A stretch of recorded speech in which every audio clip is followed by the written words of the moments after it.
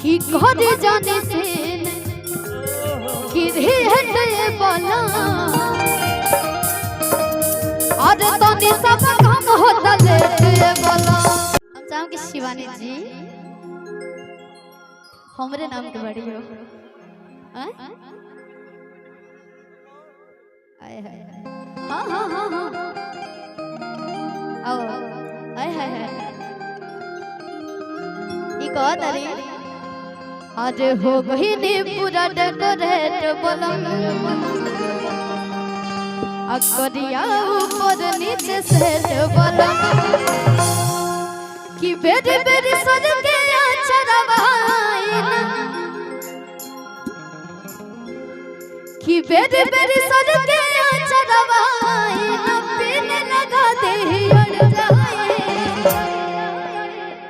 तया में भैया लोग पता का कोले है कि सड़िया को डालब नजरिया तो सड़िया से पहिर के पड़ जाए।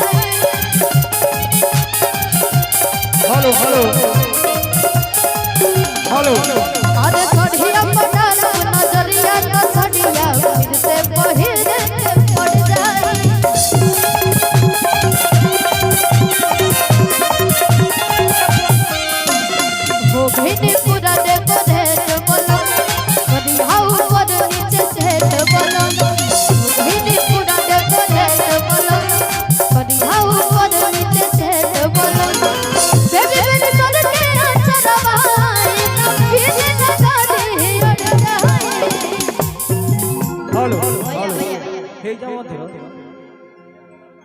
कि सड़िया को डालब नजरिया तो सड़िया अरे फिर से पहिर के पड़ जाए। अरे सड़िया को डालब नजरिया तो सड़िया से पहिर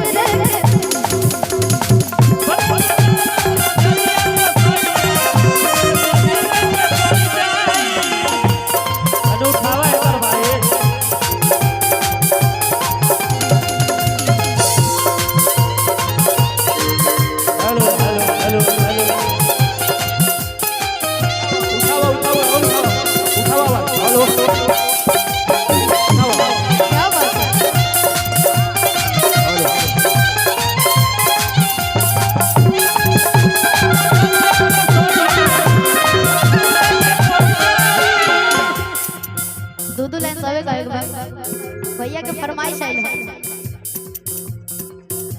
तो हो दे के कहानियां बनाए दिए जानिया तो हो दे के कहानियां बनाए दिए जानिया।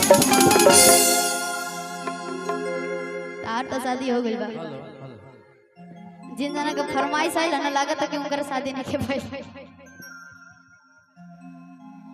कि जति आज रही तू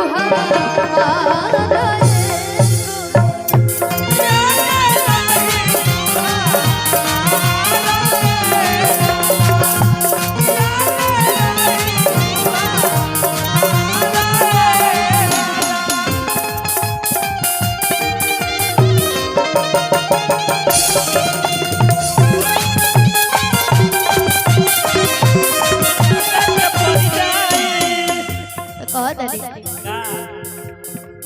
कि घरे जाने से कि हटे बोला और तनी सब